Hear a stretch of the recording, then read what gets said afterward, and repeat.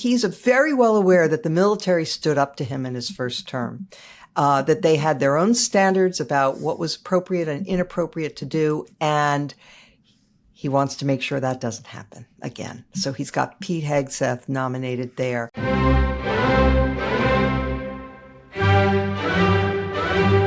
This episode of Beg to Differ is brought to you by BetterHelp. Welcome to Beg to Differ, the Bulwark's weekly roundtable discussion featuring civil conversation across the political spectrum. We range from center-left to center-right. I'm Mona Charan, syndicated columnist and policy editor at the Bulwark, and I am joined by our regulars, Bill Galston of the Wall Street Journal and the Brookings Institution, Damon Linker, who writes the Substack newsletter Notes from the Middle Ground, and Linda Chavez of the Niskanen Center. Our special guest this week is Robert Tracinski, who writes the Substack newsletter, The Tracinski Letter. Thanks, one and all. Well, we are in the midst of it now. My old and dear friend, Jay Nordlinger, observed earlier within the past week that if you had said to what we like to call the anti-Trumpers, which includes, the people at the Wall Street Journal editorial page and lots of others, if you had said to them a few weeks ago that a second Trump term would feature the likes of Matt Gaetz, which we'll get to in a second, Tulsi Gabbard, Pete Hegseth, Robert Kennedy Jr., they would have said, there you go. You are the victim of Trump derangement syndrome. You are letting your imagination run wild. There is, that's ridiculous. And here we are. And it is, I guess we have to struggle to find humor, and we do in certain aspects of this, but it is as serious as a heart attack. So just before we came on air, we learned that one of the worst of these, although they're all really horrible, one of the worst, Matt Gaetz, has actually withdrawn his nomination. So Matt Gaetz, famous for his, not just his personal behavior problems, where he has been under investigation by the very Justice Department that he was tapped to head, and has been guilty of showing off nude photos of his girlfriends to other members on the floor of Congress, who has endorsed the Great Replacement theory that Jews are trying to bring dark-skinned immigrants into the country to replace the white majority, who invited a Holocaust denier to the State of the Union, who appeared in a gas mask on the floor of Congress during the early days of the pandemic to mock any effort to control the spread, and particularly the efforts that Nancy Pelosi was making to enforce mask requirements and other measures within Congress itself. That guy, who promised Trump that he would go to the Justice Department and cut heads, that's a direct quote from our Mark Caputo, the Bulwark's Mark Caputo, reporting, he was ultimately undone, not by any of that. Not by any of that. Those were all the qualifications. He was undone by the accusations that were dribbling out from the House Ethics Committee, although the Ethics Committee dug in its heels, that he had paid for sex with lots of women and perhaps committed statutory rape with a 17-year-old. Okay, so Robert Tracinski, your reaction, first of all, to the Matt Gaetz withdrawal, and I'd love for you to just elaborate on, you had a great piece.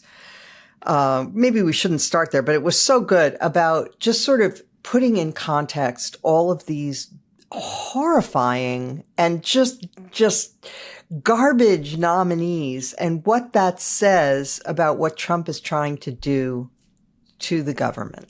Right. So the thing that struck me about it is every one of these nominees is chosen almost as a deliberate negation of the thing he's supposed to be in charge of. Like, RFK Jr. in charge of health. How is it that he's a guy who is a crackpot spreading, conspiracy theories and fake wellness things, that this guy would be put in charge of the nation's entire, an anti-vaxxer, put in charge of the nation's entire health apparatus under HHS, or Matt Gaetz, a guy who was, literally involved in a a teenage girl sex trafficking ring, a guy who has been, as you put it, has been the subject of an investigation by the DOJ, being put in charge of the DOJ. And Pete Hegseth is a guy who's defended war criminals, and, he's been put in charge now of the Department of Defense, and or supposedly going to be put in charge. So it's, in each one of these cases, and I'm leaving others out. No, we'll get to them. Don't worry. I mean, and there are a number of Trump selections or appointees that look to be, you may disagree with them, but they have some qualifications. They are not wild-eyed crazy people. But for these very prominent ones, and some of the first ones he announced within a week of getting elected, it seemed like this was a deliberate negation. This was a deliberate statement that I'm going to break everything apart. And now with Matt Gaetz, we're not out of the woods yet with Matt Gaetz withdrawing, because like you said, everything except for that last one, those were his qualifications for the office.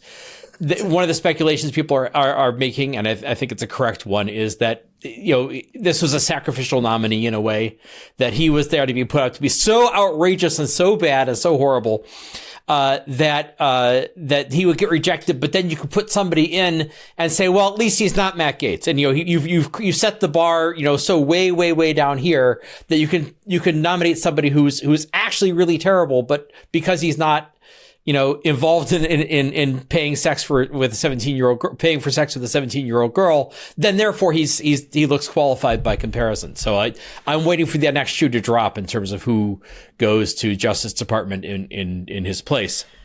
But yeah, it seems like it's a deliberate power play on his part to basically say, you talked about these anti-Trump types who, if you had told them years ago, that this would happen, they would have said, oh, it's totally exaggerated. This is a power play. This is how Trump, he doesn't have a theoretical or intellectual sense for this. He has this visceral sense for how you exert power over other people. And one of the things you make them do is you make them back you, and then you betray them, and you stab in the back, and you do worse and worse things to them. And then each point you still make them back you. And it's a way of basically making people humiliate themselves and debase themselves so that there will be no and you chip away at their resistance bit by bit. And something that people would have actually been outraged about and dug their heels in and opposed you, 8 years ago, if you did this. Now they'll say they'll meekly put out some whimpers of complaint, and they're going to go along. And I think that's what's really going on here. This is his way of saying, I can make you swallow anything because I've corrupted you stage by stage, and now's the point where I can just do whatever I want. Damon, in light of Rob's insight about this, it's really interesting, isn't it, this dynamic, because one of the photos that was released in the last week was so revealing. It was Trump on the plane with Don Jr. And Elon and Robert Kennedy Jr. And what were they doing? They were all chowing down on McDonald's. And, so Robert Kennedy, and we'll get to this, but Robert Kennedy is a complete crackpot, and he's wrong about lots of very, very important things, and not only wrong, but dangerously so. But one thing he's right about is that, fast food is actually really bad for you, and he's opposed to it. And what does Trump choose to do? He makes him pose eating McDonald's. It's like, even as I'm elevating you, I'm reminding you that I can humiliate you. Yes, absolutely. And that's been his MO all the way through his administration, the first one, and it's going to continue and get more intense as we go forward. I think Rob is completely correct that the dynamic we're seeing here is exactly Trump has tapped into, I think, sometimes justified, very often exaggerated, popular anger at our government institutions, failures that have gone adequately examined, owned up to, programs of reform not adequately pursued. And he's turned this into a kind of, I really do believe, nihilistic desire to simply tear them down. And the extent to which they, and by they, I mean, Trump and his vice president, Elon Musk. Oh, I mean, J.D. Vance. But it's kind of interesting how Elon is like his sidekick now, and, won't leave his side. And J.D. Vance is relegated to walking into Congress next to Matt Gaetz, who's now been the first sacrifice. So that's itself its own form of humiliation, I think, for Vance. But back to my main point, hard to stay focused in this environment. But what we're seeing is, Elon Musk gave a speech at Mar-a-Lago last weekend. He said, this is going to be the most revolutionary government you have ever seen since the Revolutionary War itself. Last night, meaning Wednesday night this week, Bill O'Reilly gave an interview in which he said, you haven't seen a government this aggressive since the first term of FDR. He neglects, of course, to mention that FDR had over 300 Democrats in the House and 60 Democratic senators at the beginning that went up to then 69 after the 1934 midterm election. That doesn't matter. We're still going to see this, which of course would mean, if we did see that kind of activity and radical experimentation from a Trumpian point of view, would literally mean Trump governing as a dictator in defiance of Congress, which is far more narrowly divided. So, I mean, all of this, again, I could go on. We are seeing a group of people who have a kind of revolutionary fervor behind them. They want to take their 1.4% victory in the popular vote, roughly what it's going to end up being, and use this as a kind of Jacobin assault on the institutions of liberal democratic government. And, I am cheered to hear that Matt Gaetz has gone down. I hope there are many more defeats ahead in the 2 months we still have left until this show actually starts its run. But it is a remarkable spectacle to see it unfolding, and I am quite shaken by a lot of it, I have to admit. Yeah, I think that applies to all of us. Bill Galston, so this is, you could say this is a sign of some life in the Republicans in the Senate. And as we just talked about at the tail end last week, but it's worth going into a little further now, one of the ways in which Trump is signaling that he does really want to dismantle our constitutional order is that he let it be known that he wanted the Senate to agree to these recess appointments where basically he would negate the entire advise and consent clause of the Constitution, where he would just say, no, you have to let me make recess appointments where, they just get appointed without hearings, without votes. If that were to happen, first of all, we don't know whether the Republican senators who now have a majority or will in January have a majority in the Senate, whether they have any institutional, pride left, to be able to say, no, that's not the way this works. We are a co-equal branch and, actually they're the superior branch and we don't agree with this. The fact that Gaetz went down kind of suggests that all is not lost, doesn't it? I hope it does. Mm-hmm.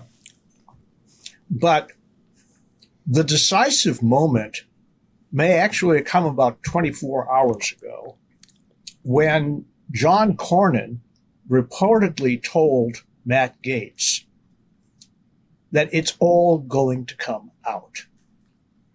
And it is possible that Gates decided, much against his nature and very much against Donald Trump's nature, that discretion was the very better part of valor in this instance, because if it all did come out in a confirmation hearing, he would probably be destroyed.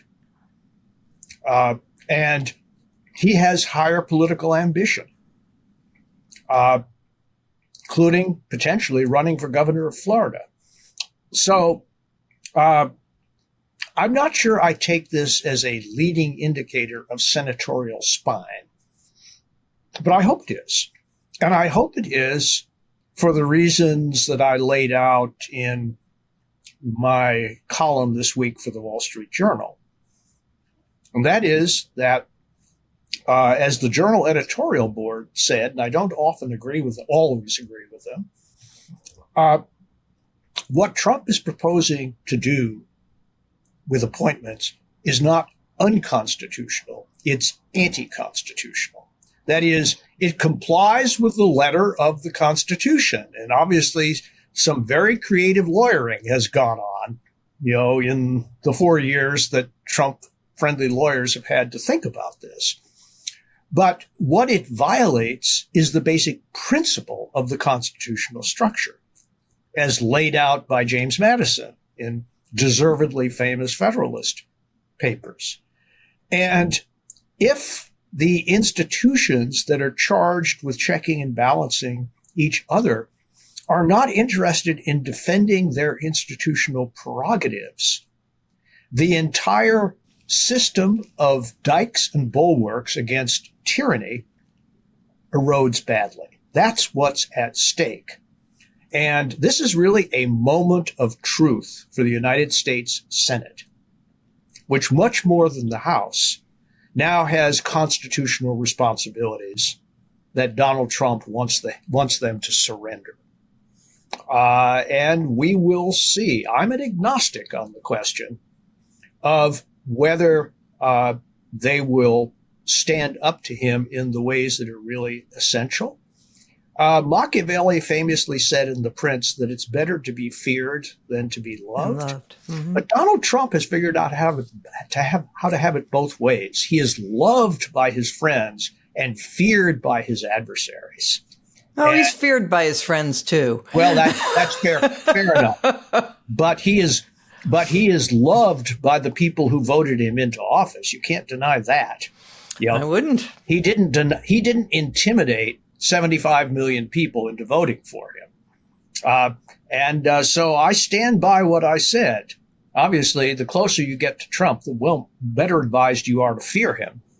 But I think he combines fear and love in a way that would have made Machiavelli green with envy. Stay tuned. We're not even through chapter 1 of a very, very long novel.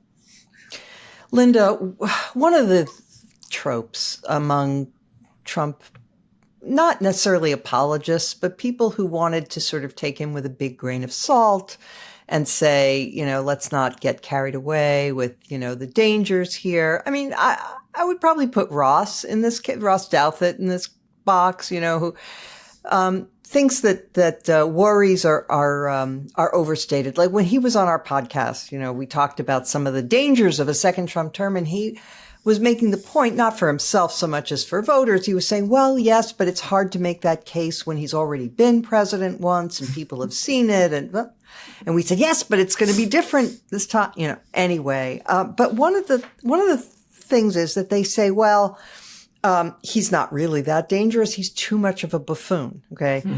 And I mean, people thought Mussolini was a buffoon too. But when you look at the way Trump is behaving, like trying to take these critical agencies like the Department of Defense, which is, in every society where you have an authoritarian, they have to have control of the military. And he's very well aware that the military stood up to him in his first term, that they had their own standards about what was appropriate and inappropriate to do. And he wants to make sure that doesn't happen again. So he's got Pete Hegseth nominated there.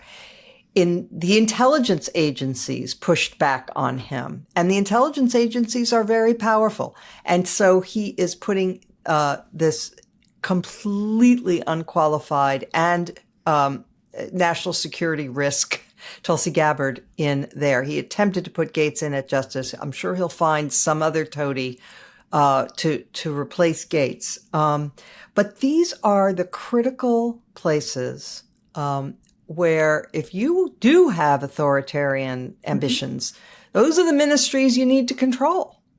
He's also putting in Matt Whitaker, who we may remember was acting attorney general in his first term and whom he wanted to elevate to the attorney general position. In charge of, he's going to be the ambassador to NATO, another institution that he'd like to essentially undermine, destroy. You know, I am so troubled by this crew of people, and there are so many areas of attack. So many of them seem to have at least allegations of sexual assault. This is a plus for Donald Trump, who believes that he has been falsely accused of sexual assault. And so anybody who's been accused of sexual assault, he thinks, well, I didn't do it, so these guys didn't either. And of course, we know that at least one jury found that he did assault Jean Carroll. The other thing that's really surprising, and we haven't mentioned it, and TV has been so focused on the sex allegations, they're not focusing on the drug allegations. These guys, Matt Gaetz was going to these parties that were drug fueled. Robert F. Kennedy, who may become our Secretary of Health and Human Services, was a heroin addict. He lost a brother to heroin addiction. Taking a look at him, because he likes to, be there without his shirt on, he looks like he may be having some off-label use of steroids. Yes, but fluoride will kill you, Linda. Fluoride will kill you, that's right. As somebody who has had to take steroids for very severe allergies, they are not to be fooled with. They are serious and dangerous drugs. So, it's very disheartening to me. And, to quote quote Steve Bannon, Trump floods the zone with shit, as he put it so nicely. And that's exactly what he's done with these nominations. He's flooding the government with it. Yeah, he is. So that we can never sort of concentrate. It's one of the things that we've talked about on the show and I've mentioned before. It's very difficult to focus on any single scandal with Donald Trump because wait a few hours and a new and bigger scandal will emerge and then you lose attention on the first one. Yep. And pretty soon the audience tunes out. And I think that's what's happening here. But we are about to see some very unqualified people forget about, their bad character, their drug use, their sex scandals. These people are unqualified for the jobs that they're going to be holding. And, there are those who think, well, there are guardrails in the departments. Many of the positions that really run things are civil service and they, can't be removed. Well, no, they have a plan for that too.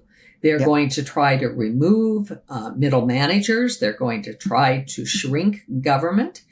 Something I haven't always been opposed to. I shrunk the agency that I headed back in the Reagan years by about a third, I think, and was very proud of it. But this is going to be very haphazard, and I think it's going to be used politically more than it is to increased efficiency.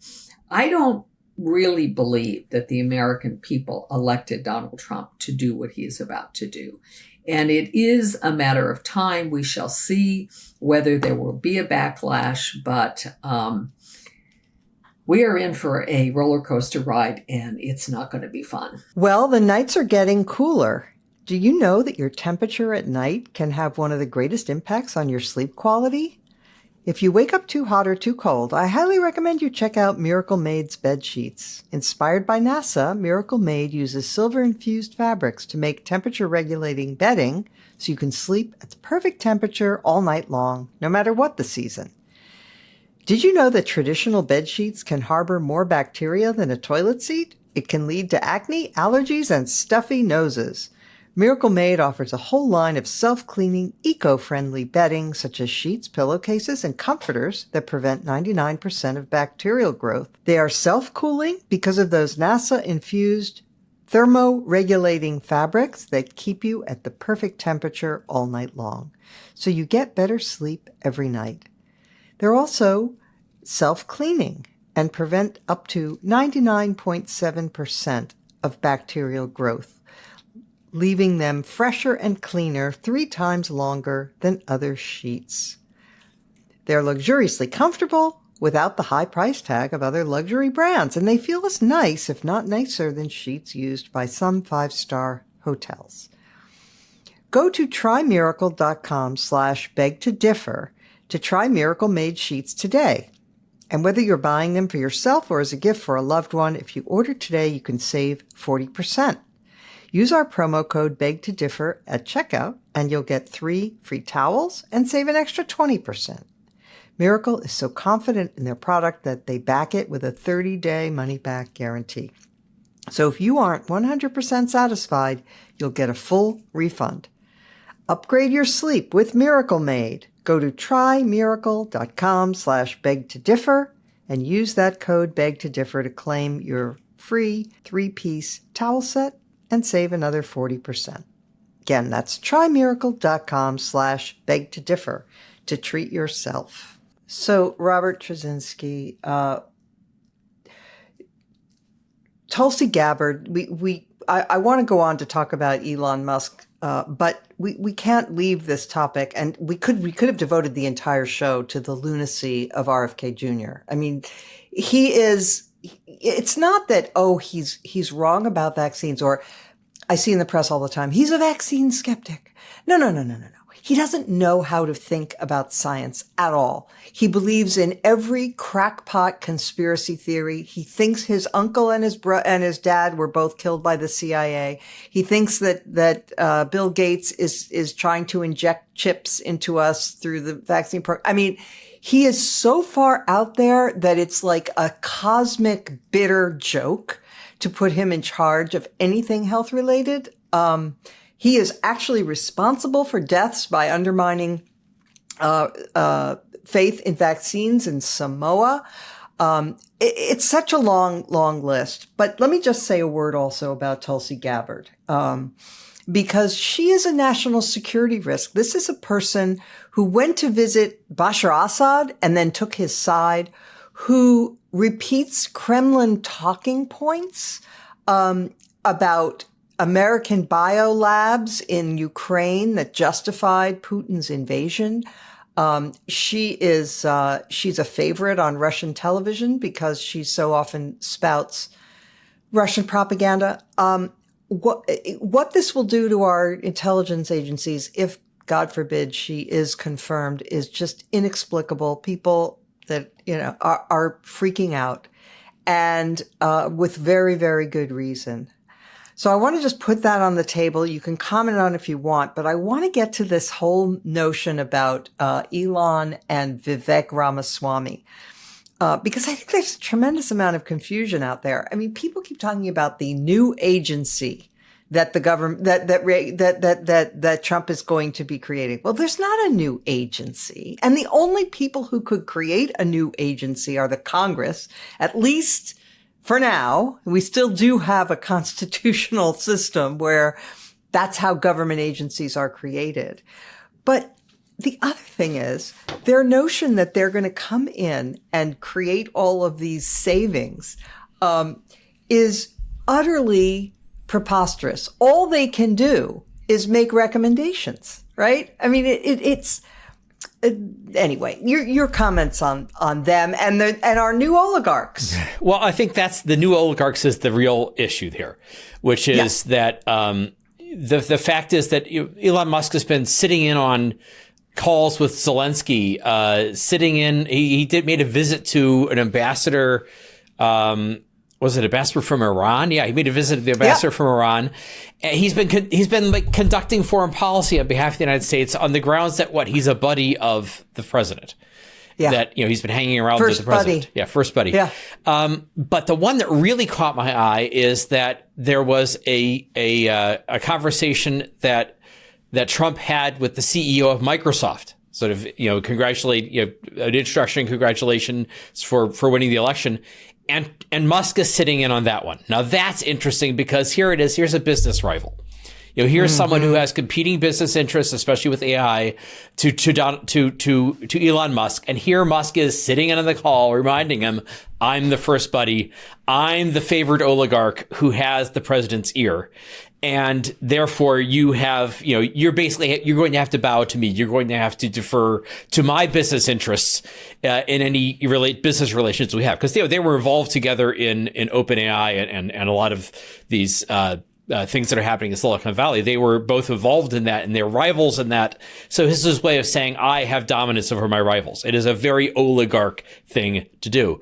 But that's why I think we need to understand this so-called Department of Government Efficiency. Now, I love the Department of Government Efficiency, and it's redundant with an existing department of government that's in charge of the budget, and it has two heads, so it has a redundant head. So I call it the department. Yes. I'm calling it the Department of Redundancy Department. I mean, it is so comically not going to cut the budget, and of course, we all know the numbers. We know the numbers. You can't cut 27% or 30%. You can't cut that much out of the federal budget without without drastically cutting the military or drastically cutting entitlements, or defaulting on the service of the debt, all of which they've said, we know they're not going to do. So this isn't about cutting the budget. This is about power. Everything, you have to be, maximum cynicism is required to understand the next Trump administration. Yes. Everything's about power. And what this is really about is Elon Musk going around to people and saying, well, look, you should cooperate with me. You should do what I want. You should do me favors, whatever I need, or I'll put you on the chopping block. I'll put your program, your thing, the thing that you want, that will go on the chopping block. So this isn't about how much he's going to cut. This is about him wielding that sword of Damocles over anyone that he wants to get a favor from, or that he wants to threaten, or he wants to cajole. And that's what this is really about. This is about, and the fact that he is not, a head of a department and therefore not confirmed by the Senate has no official role whatsoever. Now, one of the things that I've was talking about with regard to these appointments is I think people have the mistake of thinking when somebody wants to be a dictator, he wants to be an authoritarian, that he wants to build up government and make it big and strong. They actually like to have a weak, chaotic, unstructured government, because an unstructured government is one where there's nobody to get in my way. There's nobody to tell me no.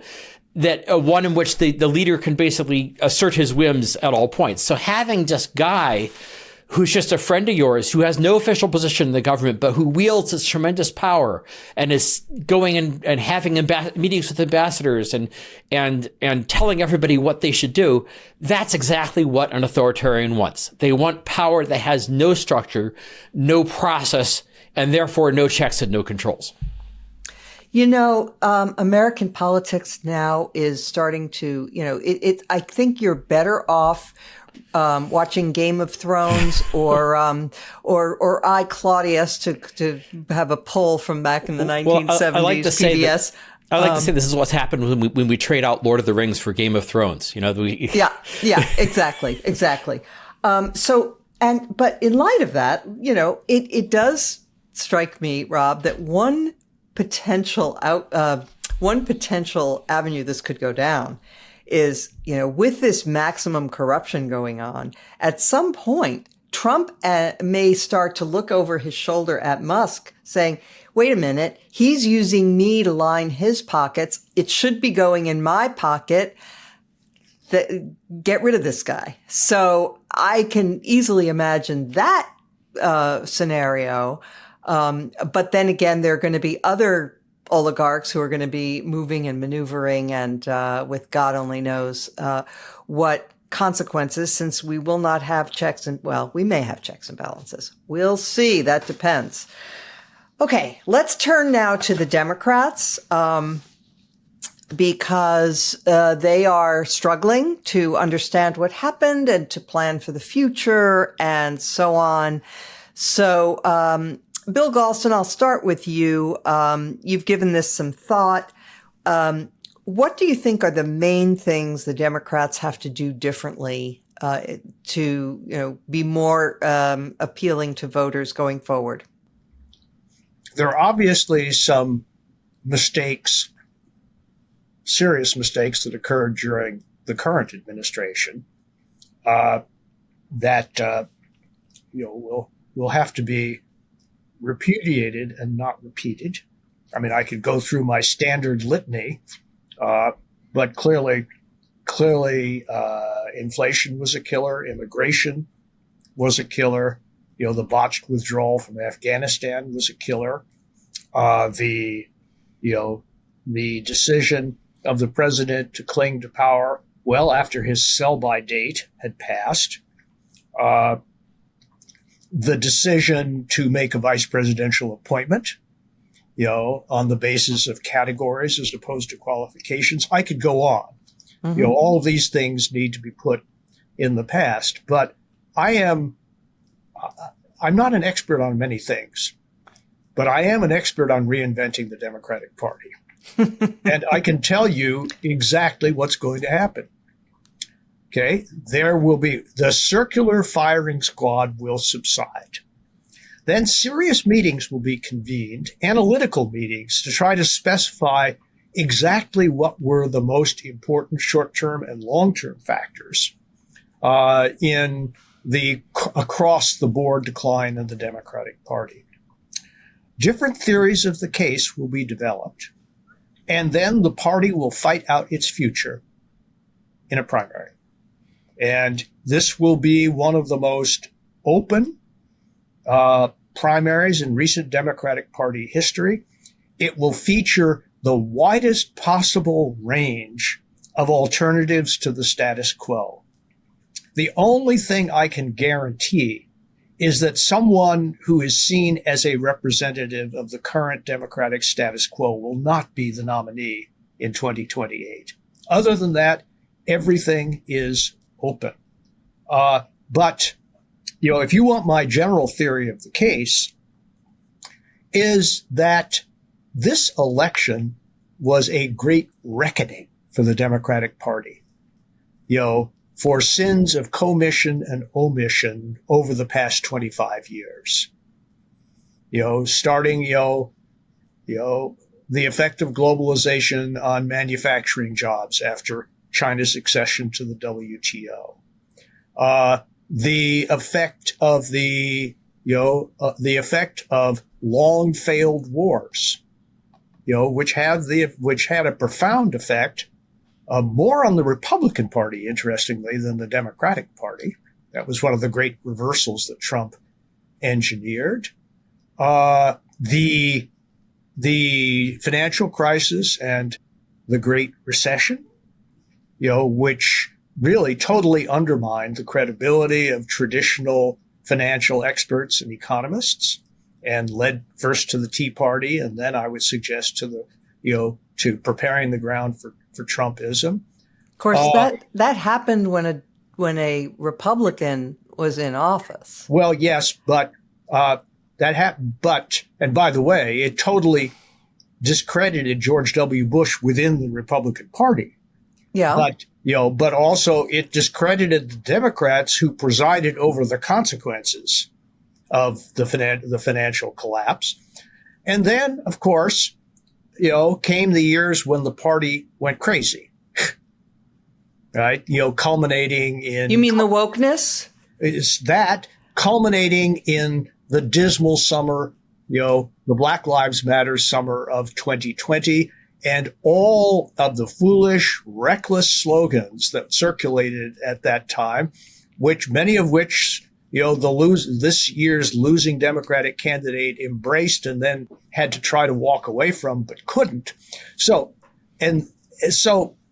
the Biden's sins were just the cherry on the top of the whipped cream on top of a very large, soggy old cake. And the party is going to have to reckon with all of this. It's not going to be easy, as those of us who've been through the process once or more will attest. But that is what will happen, and it will happen because it must happen. So, Damon, I'm going to turn to you and ask how much of that you agree with, and also reflect on 2004, an election that I remember. So 20 years ago, George W. Bush was resoundingly reelected. And afterwards, a lot of Democrats were doing what they're doing now, which is, the circular firing squads and all that. And there was a lot of talk, briefly, a lot of talk about how the Democratic Party really needed to adjust its positions on social issues like gay marriage because it was perceived that had hurt them. In 2004, there were a number of ballot measures about it. And 4 years after that, Barack Obama won a sweeping victory. So I don't know, people overread the results of any particular election and tend to overestimate these causes when a lot of the time it's really just about the economy and peace or prosperity, What do you think? Yeah, I agree. That is the tendency. In fact, I got a big book advance in the wake of the 2004 election because I purported to explain the great vote because of moral values that came out of that. But that, of course, was based on exit poll data that, when reweighted later, sort of washed out and turned out to be not that big of a deal. So I know very personally the consequences of overreading the results of an election. I think I agree with pretty much everything Bill said. I think Bill and I are very much, as the representatives of the very moderate center left here on the podcast, we tend to agree, especially about the Democratic Party and its woes, and at least in theory, what it would take for its prospects to improve.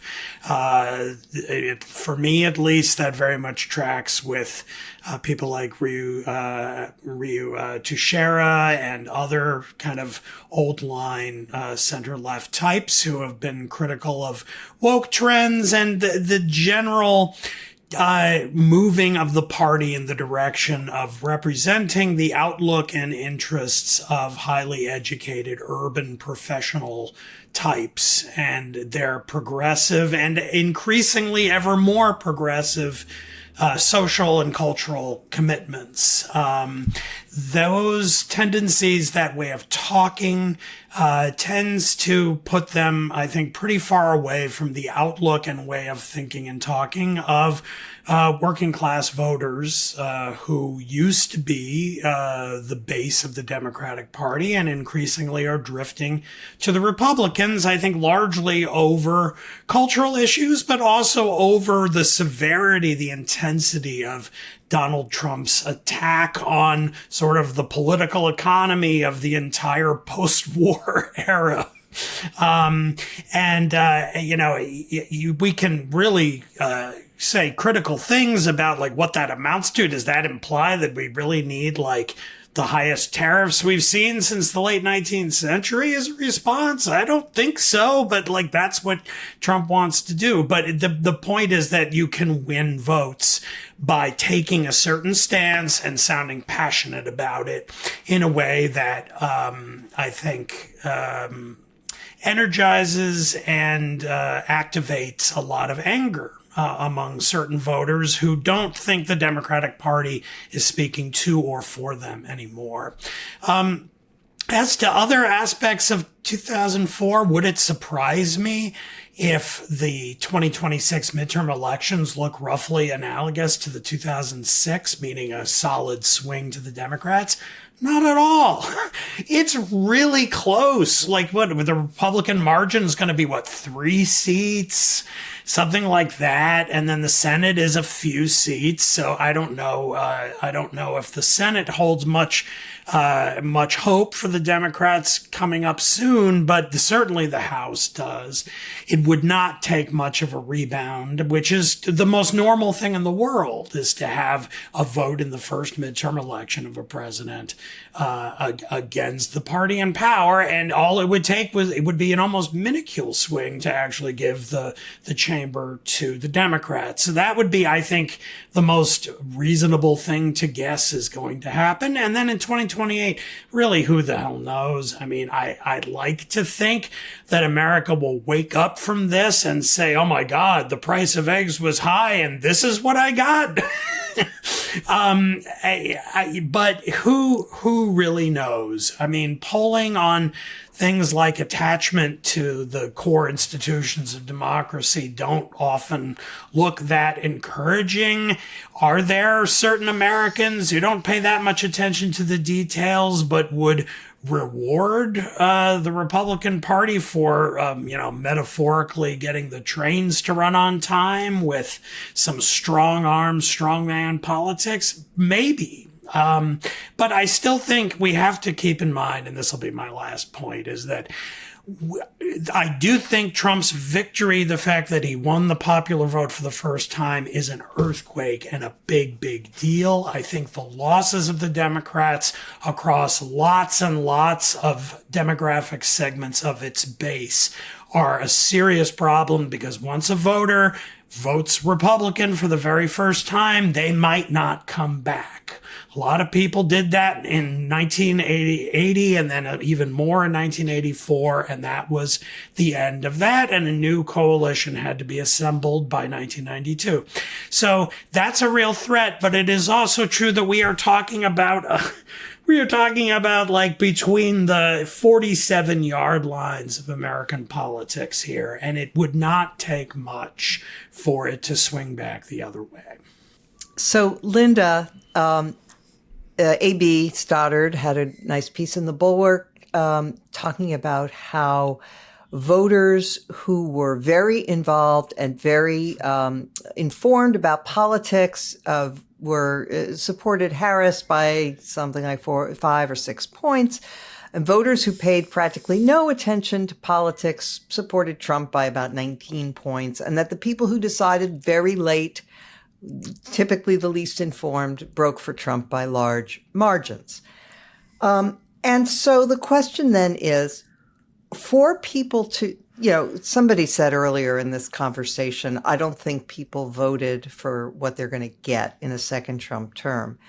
But in order for people to perceive that things have not gone well and to want to give an advantage to the other guy, the out party, things have to get pretty bad. And it has to be things like prices, inflation, the economy, or war and peace in order for the average person who doesn't pay very much attention to notice, right?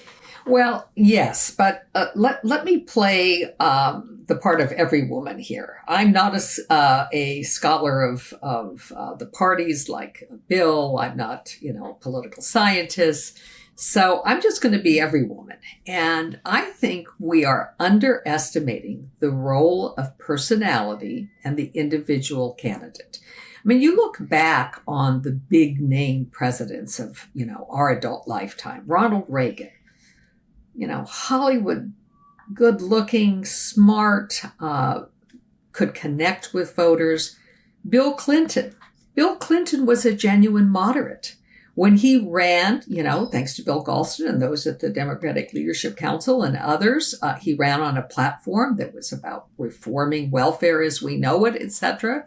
And if you look at his tenure, he didn't start any big, expensive programs. He did a lot of little programs that sort of, satisfied people. And he did.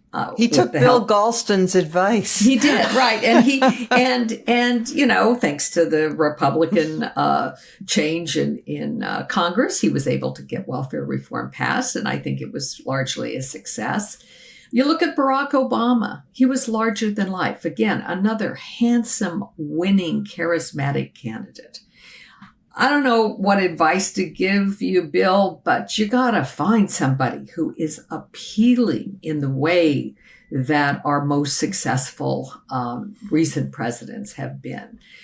They've got to connect with people.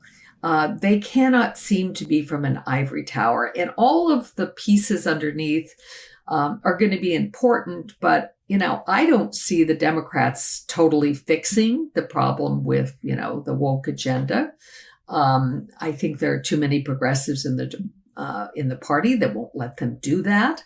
I don't think Democrats are ever going to be anything but big spenders, so I don't think that's going to be changed. But if the Democrats can come up with a really appealing figure. Now, some of us thought that Kamala Harris was appealing and that she reached out. The problem was that there were too many clips of her from 2019, 2020, in which she said weird things. I'm sorry. People did not, support them. And, Tim Walz was running around the country talking about the Republicans being weird. A lot of voters thought, well, the Democrats are pretty weird too. Hey, can I interrupt to inject a statistic? Yeah. So this was from a New York Times Siena poll that was taken just before the election. 47% of likely voters said they viewed Harris as too liberal or progressive, whereas 49% said that Trump was neither too far right nor too far left. Right. Absolutely. I mean, yeah. So, I didn't have those statistics in my mind, but I do think that it's not just a matter of reforming the platform, of having the party try to rethink. I don't think the Democratic Party is ever going to become a party that I'm going to identify with. But I can see myself voting again for Democratic candidates, depending on who they are. And the average voter, as you talked about, as AB talked about, they don't spend the kind of time that we do reading the New York Times, the Washington Post, the Wall Street Journal, the LA Times. They get impressions of people. And I think that, Trump has a hold on the Republican Party. It's not clear to me that J.D. Vance will be able to step into that role. So at any rate, I think whoever leads the party is going to matter next time around. And Democrats had better hope they find the right person. Well, this is a season for gratitude, and we all have things we are thankful for. And one of the things that we can improve upon, perhaps, is our mental health. We all have struggles, but they don't have to control us. That's why BetterHelp can be so useful. It's not just for people with serious trauma or major illness. We all need a sympathetic, dispassionate listener, someone with experience and perspective who can reassure us that others have the same insecurities, doubts, and fears and have overcome them. Therapy helps us to figure out how our own minds may be holding us back. If you're thinking of starting therapy, BetterHelp is a great option. It's incredibly convenient because it's entirely online, flexible, and suited to your schedule. You just fill out a questionnaire to get matched with a licensed therapist and get started. And if that therapist isn't a good fit for any reason, you can switch therapists at any time for no additional charge. It's the gift you give yourself. So make your brain your friend with BetterHelp. Visit betterhelp.com/begtodiffer today and get 10% off your first month. That's BetterHelp, HELP.com/begtodiffer. So Rob, another possible way this could go is that the Democrats are going to say, okay, populism is successful. We have our own populists in the mold of Bernie Sanders, and we didn't go far enough in that direction, and we need to embrace, the economic message, get away from identity politics and bear down on kind of lefty economic messages, including eat the rich and all that. What do you think? I'm going to go against some of the things people have said here that I don't think Democrats should change very much. I think that it would be, especially with Trump didn't even actually get a majority of the vote. He got more votes than Kamala Harris by a very small margin, but now it's like 49.93% of the votes. We didn't even get a majority. Because first election night, it was like 51%. And I thought, oh my God, what did people do? And then I realized as it goes on that, no, this was an extremely narrow win. And it's a typical thing that people panic after that and say, oh, we have to totally overhaul the party and we have to completely change. And that's generally not whatever even ends up happening. But I think in this particular case, especially on issues like, what I don't want Democrats to do is to try to become Trump light, or a ripoff or a variation on Trump. Because for one thing, they're never going to compete with the original article. And it's going to end up being sort of a Me Too thing. I'm also against immigration. I'm also against globalization. I'm also for tariffs. And you become, this is the whole thing we used to complain about on the right with the Me Too agenda of the Republican Party. I also think in the original meaning of Me Too, not in the meaning of assaulting women. Yeah, there's the Me Too in terms of assaulting women is very relevant today, right now. I'm wondering, what the hell happened? That happened in 2017, 2018. But you're talking about an earlier this phenomenon. This is the earlier version of saying, we're for the welfare state too, and always being sort of following behind the Democrats on their agenda. Right. And I think that the Democrats shouldn't do the same thing to the Republicans now. But the big thing is this. I think this is a test of, do we actually believe what we believe? That is, do we believe that massive new tariffs are going to raise prices and make things more expensive, or bring prices down and make everybody more prosperous? Or do we believe that, deporting 5 to 10 million people out of the American labor force, that's the number of people who are illegal immigrants who are working. They're actually planning to deport more people than that, including legal immigrants. So, getting 10 to 20 million people out of the labor force, is that going to make America more prosperous and growing faster, or is that going to lead to a crisis? I think it's going to shut down multiple industries. Do all the policies that Trump and causing chaos at the Justice Department, undermining our foreign policy, letting Russia run wild in foreign policy, is all of that actually going to make America great again, or is it going to lead in 1 year or 2 years or 4 years to disaster? No, I think it's if it makes America great again, I'm going to have to fundamentally change my own political ideology, because I will have been wrong for my entire life. But it also would go against a lot of what I know from history as the example. I mean, the Smoot-Hawley bill did not bring America peace and prosperity. It helped trigger the Great Depression, right? So we have a lot of history to think that this is going to end in disaster, that 2 years from now or 4 years from now, people are going to look back and say, why did I vote for that schmuck when now eggs are $10 a dozen? Why did I vote for this guy when we're suddenly in a whole bunch more wars? Why did I vote for this guy when, how that it's even harder to afford a home because we kicked out all the guys who were doing the drywall and the tile jobs. So, when we ground we made it much more expensive and much more difficult to build a house. So I think, if we really believe, if my ideology is right, if my view of the world is right, this will not result in making America great again. It will result in disaster, and we're going to see the pendulum swing back, and possibly swing back very hard. Okay. I hope that is true, but I would say it is also possible that Trump won't deport very many people at all. He'll do some big, sort of photogenic deportations of a few criminals, and then he'll say it's done. Because he'll realize it's just way too expensive and difficult. That's what he did with the wall. It's what he did with the wall, exactly. And he'll say it's done, and his people will be thrilled, and Well, that's my projection for the most annoying way this ends, which is we actually stop Trump from doing all the worst things he tried to do. And we actually succeed in preventing a lot of his agenda. And then people turn around and say, well, look, you guys were making all these horrible warnings about how terrible he was, and it all turned out fine. And it turned out fine because we stayed up nights, not getting sleep, trying to figure out how to stop everything. But, if we succeed, it will be the most annoying possible outcome. Although I don't think we could possibly prevent him from doing all the awful things he plans. So don't worry. He's going to do lots of them. Yeah, Bill, good. I'm coming to you. You wanted to differ. Yeah, I sure do. Okay. Rob, I recognize your arguments because they were exactly the same arguments that were made against Bill Clinton in 1992. That, he's moving away from democratic commitments. Democrats are becoming Republicans light. And it was, that was a misjudgment then, and it's a misjudgment now. Well, so I would respond to that by saying that Bill Clinton actually stole the right things from Republicans. He stole free trade, and he stole welfare reform. Okay, but I'm not interested in just having the pendulum swing back. I'm interested in getting the country out of this 50-50 rut and actually having a sustainable governing majority.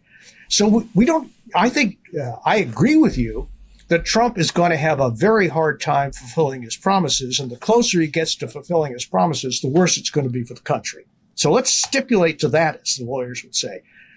But why not adopt a belt and suspenders strategy and try to strengthen the potential Democratic majority at the same time. And if you do that, then the party is going to have to go through a hard process of dumping overboard the ballast that threatened to sink the ship. Why should we choose between those two strategies? Right? We ought to do,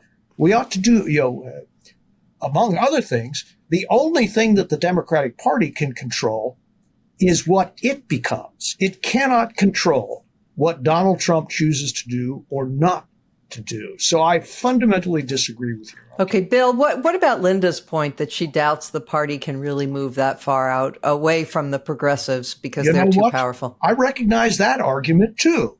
Okay. Because back in 1990 and 1991, we were told, welfare, as we now know it, is a great shibboleth of the Democratic Party, right? You can't do that. All the minority groups will rise up. We were told that fiscal responsibility and a balanced budget, that wasn't our program. That was the Republicans' program, et cetera, et cetera, et cetera. These are the oldest arguments in the book. Now, maybe the party has changed so fundamentally that we can't do again what we did then. But I'm going to tell you this, I'm going to die trying. Okay. And I'll be there with you, Bill. Let's move now to the final segment, highlight or lowlight of the week. There were a lot of lowlights this week. I guess Matt Gaetz withdrawing could be a highlight, but all right, let's start with Damon Linker.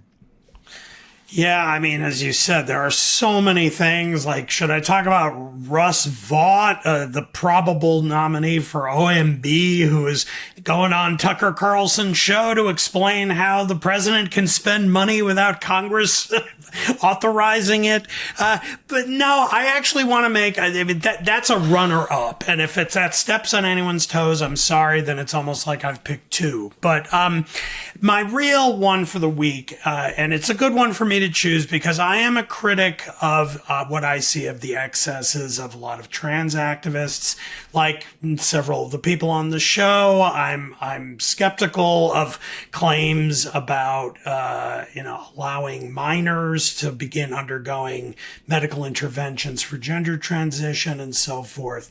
But I have to say that the behavior of Representative Nancy Mace in the House this week against the new representative from Delaware, Sarah McBride, who is a trans woman, was absolutely despicable. It is nothing other than her trying to prove there is one form of rank bigotry that I not only can get away with, but I will be rewarded for in the halls of Congress. And I'm going to do it, and I'm going to keep doing it. And it has been Sarah McBride who has behaved like the very best of American public servants in saying, I don't care about bathrooms. I don't care about anything. I am here to serve the people of Delaware. Let me get to work.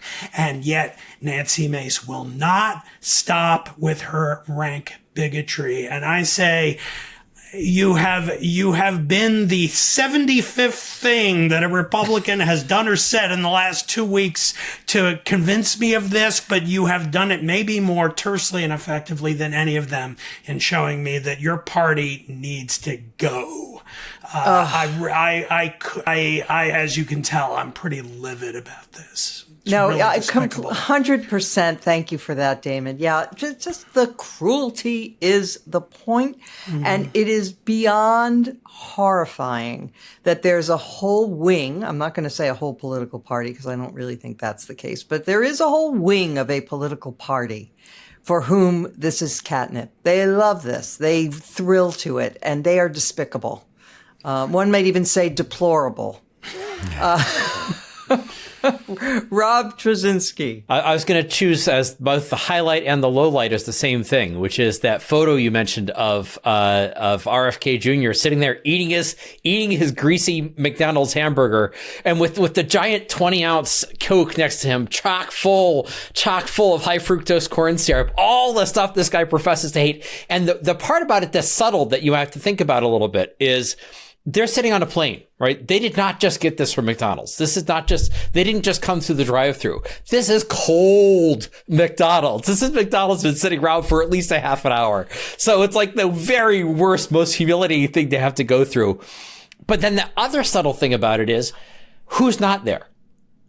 JD Vance is not there.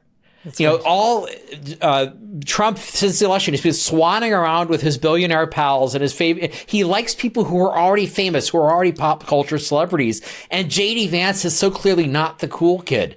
And he doesn't want to have anything to do with them. He's disappeared.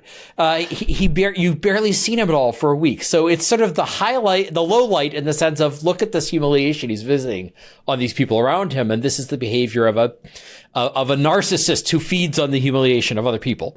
Talking about this thing about the transgender bathrooms in Congress, Nancy Mace. This is a sort of politics now run by the high school bullies, right? Yeah. But at the same time, that's also the highlight because, as you said, Mona, we have to find the humor in these things, and seeing some of the very worst people be humiliated by the very guy that they glommed onto and sucked up to, kind of has there's a certain shot of Schadenfreude and a certain, no political satirist could have written this. This is like way beyond anything that somebody like Tom Wolfe. I think Tom Wolfe is the person I think of when I think of this. He could not have dreamed this up. So this is satire beyond what somebody could have invented. Yes. Linda Chavez. Well, you want to know where J.D. Vance was? He was in the halls of Congress escorting Matt Gaetz around to Senator's office. That went really well, obviously. Yes. So, and there's one thing that Trump doesn't like, and that's a loser. And clearly his first assignment, J.D. Vance failed. So I don't think we're going to be hearing a lot from J.D. Vance. Well, I have a somewhat different highlight. And it's really sparked in part by the conversation we've been having in the latter part of the show. And that is, what's happening on the left in terms of the woke phenomena. One of the things that has struck me over the last 6 months or so is that as anti-woke as I have been for my entire political life, it wasn't always called woke, but it was called other things. I am less agitated by the woke left than many of my friends are. And so I'm trying to figure that out. I'm trying to figure out what is it about the woke phenomenon that scares people so. And I read a piece today on the Free Press. It was a conversation with Natan Sharansky, the famous dissident who now lives in Israel, a Russian dissident who spent years in the Gulag. And he talks about the struggle between liberalism and progressivism. And it was interesting, I thought, because he was encouraging people like myself who thought of themselves in the past as neoconservatives to embrace the term liberalism, that we are liberals. And the big difference he sees between the two phenomena is that liberals recognize that society is not perfect, that government is not perfect, and they are looking for ways to reform it, whereas progressives want to tear it down and replace it entirely. And he makes reference to that as neo-communism. I'm not sure I 100% agree with him, but it's a good piece, and I recommend it to our listeners. Thank you. Bill Galston. By the way, Sharansky is absolutely correct in making that distinction. A lot of other people have been doing it. An entire movement is forming around liberalism, not in the left-right sense, but in the more philosophical sense of the founding principles as the only basis of national unity that exists, given our ideological and demographic diversity. But I digress. My lowlight, and it deserves more visibility than it's gotten up to now, is a bill that may very well pass the House of Representatives that will give the Secretary of the Treasury expanded authority to remove the 501c3 designation from any group that the Treasury Secretary deems to be aiding and abetting or even encouraging terrorism. Now, the problem with this bill, The problem with this bill, is that it removes all of the existing procedural protections for 501c3 groups who are advocating views that are very unpopular to the incoming administration, but by no stretch of the imagination amount to support for terrorism. This is very dangerous because if you make a list of the fundamental pillars of liberal democracy, not in the left-right sense, but in the philosophical sense, a vigorous and diverse civil society unbossed by and unhindered by the government is an extraordinarily important one. We must do everything we can to shine a spotlight on this very dangerous development, which could very well become law next year, although not this year, and stop it before it gives the new administration a tool to rein in civil society the way autocrats like Viktor Orban have been able to do in their countries. Let's give this some visibility. Thank you for that. And it dovetails with my lowlight, which is that this week in Hong Kong, 45 pro-democracy heroes, people who were political actors, journalists, teachers, lawyers, were just sentenced to long sentences for crimes that for so-called crimes. Some of them were for things like criticizing the government, which under the expansive law that was passed a couple of years ago in Hong Kong, forced through, of course, by Beijing, includes all kinds of things under this rubric of encouraging terrorism or encouraging subversion. And so it becomes a national security offense to do things like run in a primary, which is what some of these people are now going to jail for a very long time for doing. Look, ever since 1997, when Great Britain handed Hong Kong back to China, we knew this was coming. But, it is worth recalling that the Chinese government, the Chinese government in Beijing, made all kinds of promises and representations that there would be one country, two systems, that the rights and liberties that the Hong Kong residents had come to enjoy under British rule would be maintained unhindered. And slowly the noose has tightened to the point now where some of you may remember the umbrella movement and other really incredibly inspiring movements of people in Hong Kong for their freedoms. They're being crushed, a boot on humanity's neck, as Orwell put it. So it's a very, very sad day, but it's also a reminder of what's at stake when autocratic governments take control. So let it be a warning. With that, I want to thank our guest, Rob Tracinski, and of course our regulars. Our producer is Jim Swift. Beg to Differ will not be back next week in observance of Thanksgiving, but we want to wish all of our viewers and listeners a very happy Thanksgiving.